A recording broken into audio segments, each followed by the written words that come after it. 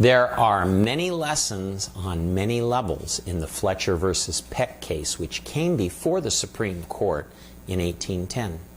The story begins in what was a major political scandal in Georgia, where the state legislature was involved in a fraudulent land scheme.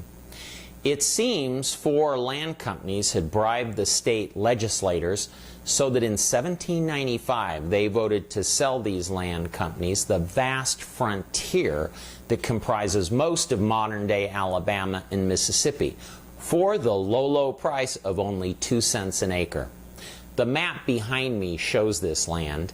It is the shaded areas and comprised 35 million acres. I am going to disappear for a moment so you can see this map better. We are talking about a huge piece of land here. These speculators then sold these huge chunks of this land for 10 cents an acre, reaping huge profits. In fact, those profits, if they'd sold it all, would total over $2.5 million. The cotton gin had just been invented, and the property was ideal for raising cotton. The people of Georgia were so furious they voted out every legislator in their state house except 2. Here is a scene of the new legislature in 1796. Here they are burning what appears to be the deed from the old legislature, selling the land for 2 cents an acre. Well, you can imagine the first thing the new legislature did when they came into office in 1796. They rescinded or annulled the sale from the year before because it had been so influenced by this pervasive bribery. What that means is that they essentially tore up the contract between the state of Georgia and these corrupt land companies. This sounds like the appropriate thing to do, but some of this land had been sold and continued to be resold and farmed by new owners. Robert Fletcher, a resident of New Hampshire, had sold his property to John Peck, a resident of Massachusetts. That's how they got the name of this case, Fletcher versus Peck. These men were innocent purchasers, untainted by the scandal, but John Peck was about to lose his land because of this rescission. In 1810, the United States Supreme Court had to decide if the state of Georgia could cancel this land contract, which had been so tainted by bribery. Let's take a detour first into the United States Constitution, Article 1, Section 10, Clause 1, and see what that says. It states as follows: no state shall pass any law impairing the obligation of contracts. Why did the Constitution say this? Well, the Constitution was the transfer of some powers from the states to the federal government.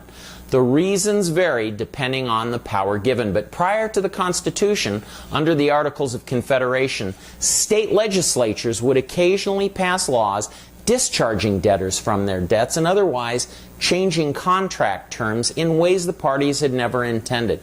In other words, states passed laws impairing contracts. So to create a stable business environment, a stable climate, the states gave up this power. John Marshall was typically clear and concise in his opinion for the court. If the original transaction was infected with fraud, Marshall wrote, these purchasers were not participants in it and had no notice of it. They were innocent. The only question that concerned Marshall was whether the Georgia legislature could annul the contracts that had been granted through bribery.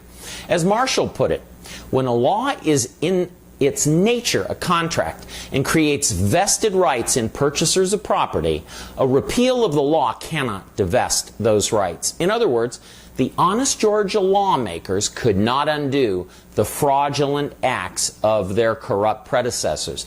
The people of the United States had adopted the Constitution, as Marshall put it, to shield themselves and their property from the effects of those sudden and strong passions to which men are exposed. One of the purposes in creating the United States Constitution was to protect private property from the passions of the masses. A lot of court decisions make sense if you understand this. In Marbury versus Madison, we saw how the Supreme Court had struck down a federal law of Congress which contradicted the Constitution. In Fletcher versus Peck, we see the Supreme Court striking down a state law. which was at odds with the Constitution.